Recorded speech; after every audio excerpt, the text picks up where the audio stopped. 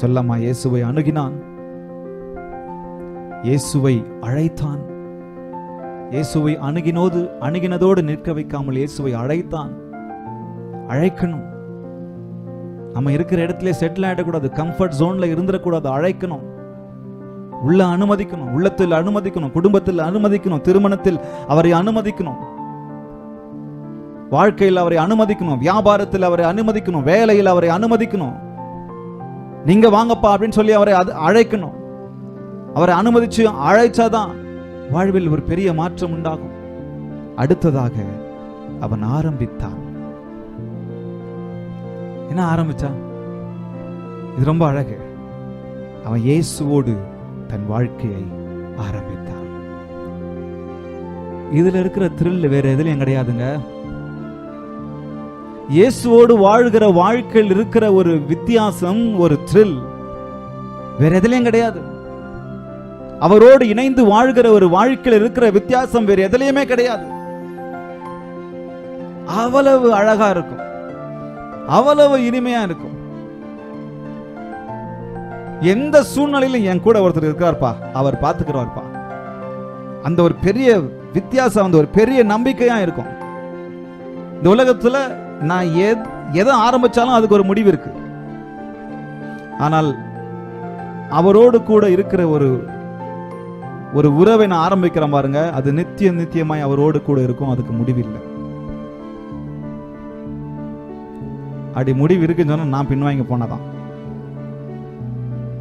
ஆனா அவரோடு கூட நான் இருந்துட்டுன்னு வச்சுக்கோங்க, அது வாழ்க்கையே வேறங்க. அவர் கூட நடக்கிறது என்ன, அவர் கூட சிரிக்கிறது என்ன. சில சமயத்தில் தனியா பேசிக்கிட்டு போவோம். இன்னைக்கு நிறைய பேர் அப்படிதான் தனியா பேசிக்கிட்டு போறோம். காதுல ஒரே ஒரு இயர்பட்டை மாத்திக்கிட்டு தனியா பேசிட்டு போறோம். நான் இந்த பக்கம் பார்த்தேன், ஒரு பக்கம் மட்டும் காதுல மாத்திக்கிட்டு இருந்தாப்புல.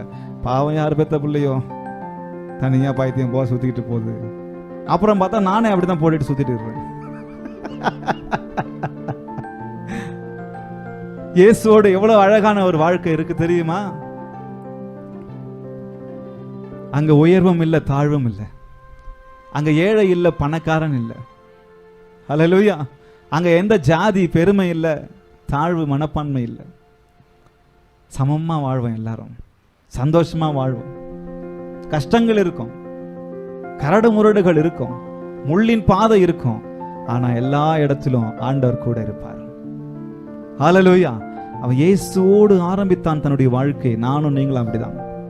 அவருக்கு அர்ப்பணித்தோம் என்று சொன்னால், அவரை அழைத்தோம் என்று சொன்னால், அவரோடு கூட நாம் வாழ ஆரம்பிப்போம். ஆக அவரை நாம் அழைக்கலாம், அவருக்கு நாம் அர்ப்பணிக்கலாம். அவர் ஒரு தலைவராய், ஒரு நல்ல தலைவராய் உங்க கூட என் கூட இருக்க விரும்புகிறார். அவர் நல்ல போதகராய் உங்க கூட என் கூட இருக்க விரும்புகிறார், வாழ விரும்புகிறார். அவர் ஒரு நல்ல நண்பனாய் நம்மோடு கூட இருப்பார். அவர் ஒரு நல்ல சகோதரனாய் நம்மோடு கூட, ஒரு நல்ல சகோதரியாய் அவர் நம்மோடு கூட இருப்பார். அவர் நல்ல போதகராய் நம்மோடு கூட இருப்பார். அவர் நல்ல மேய்ப்பனாய் என் கூட உங்க கூட இருப்பார். நல்ல மென்டாராய் இருப்பார். நல்ல பாஸ்டராய் இருப்பார். உண்மையாய் கடைசி வரைக்கும் நேசிக்கிறவராய் இருப்பார்.